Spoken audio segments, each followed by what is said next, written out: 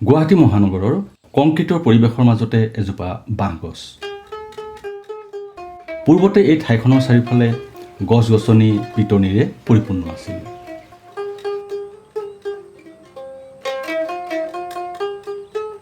চৰাই-চিৰিকটি, মাছ-কাছৰ ৰম্যভূমি।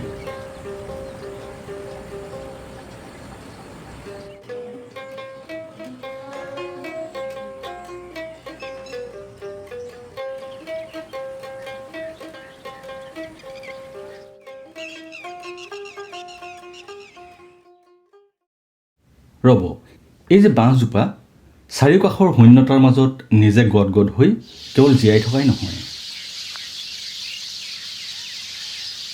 নিজৰ লগতে হাজাৰ হাজাৰ পক্ষীকুলক আশ্ৰয় দিছে। বাঁহজোপাৰ যেন আহৰি নাই, গোটেই ৰাতি হাজাৰ হাজাৰ পক্ষীক কাণে মূৰে চকুৱে নাকে সৰ্বশৰীৰত পক্ষীকুলৰ ভাৰ সহ্য কৰি আশ্ৰয় প্ৰদান কৰি আহিছে।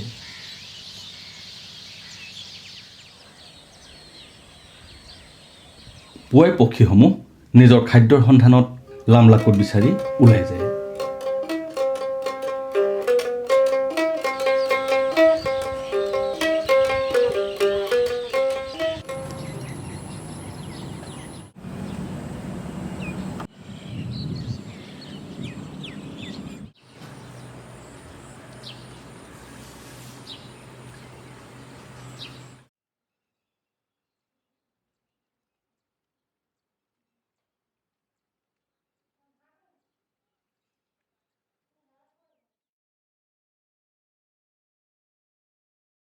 দিনটোৰ ব্যস্ততাৰ মাজত পাৰ কৰি পুনৰ গধূলিলৈ সিহঁতে ঘূৰি আহে, অধীৰ অপেক্ষাৰে ৰৈ থকা এই বাঁহজোপালৈ।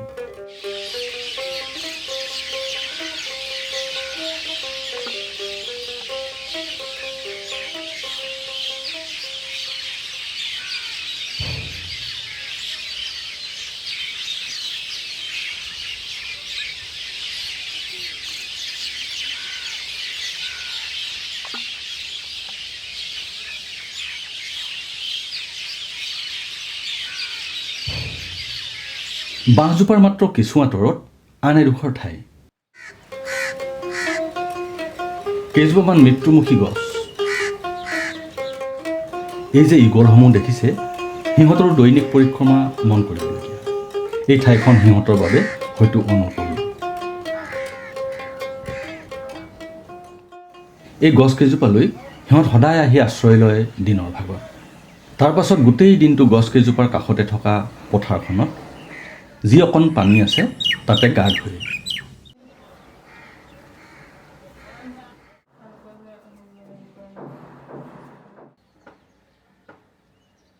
ইয়াৰ পাছত আকাশত উৰি উৰি সিহঁতে খাদ্যৰ সন্ধান কৰে। হয়তোবা এই ঠাইখন সিহঁতৰ বাবে খুব চিনাকি।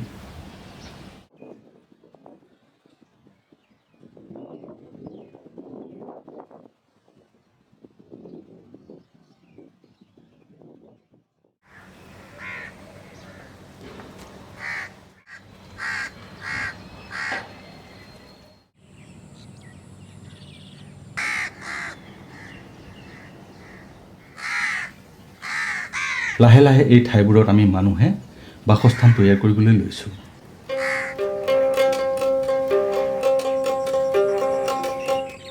হয়তো কিছুদিনৰ পাছত পক্ষীকুলৰ বাবে এই অনুকূল পৰিৱেশ আৰু নাথাকিব।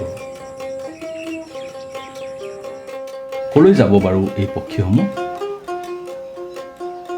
আমি মানুহ নামৰ জীৱশ্ৰেষ্ঠ বুলি কোৱা প্ৰাণীবোৰে ইহঁতৰ বাবে জীয়াই থকাৰ অনুকূল পৰিৱেশ ৰাখিমনে?